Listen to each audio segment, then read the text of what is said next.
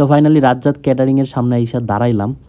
তো দাঁড়ানোর পরে মামা বলতেছে, রিকোয়েস্ট করতেছে, আমরা বসবো না, মামা রিকোয়েস্ট করে বলতেছে একবার খেয়েই যান। তো যাই হোক, আমরা হচ্ছে মামার এখানে দেখলাম যে খাবারের মানে কোয়ালিটিগুলোও ভালো, প্লাস হচ্ছে তাদের খাবারের পরিমাণও বেশি না, কজ হচ্ছে তারা বলে মামার রেগুলারের খাবার আমরা রেগুলার সেল করি। তো যেহেতু অনেক স্ট্রিট ফুড মানে অনেক খিচুড়ির দোকান হয়ে গেছে, যার জন্য হচ্ছে এখন বর্তমানে এদের তেমন বেচা কিনাও নেই।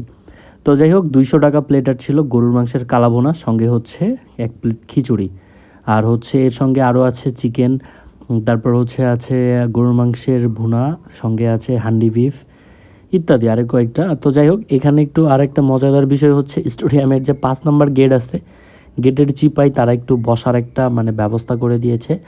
তো এখানে বৈশাখ খেতে ভালোই লাগতেছে, এদিকে সবুজ আর হচ্ছে রাকিব মিলে আড্ডা মারতেছে। তো তাদের খাবারের সঙ্গে কিছু ভর্তা দেওয়া হয়েছিল, ভর্তার আইটেম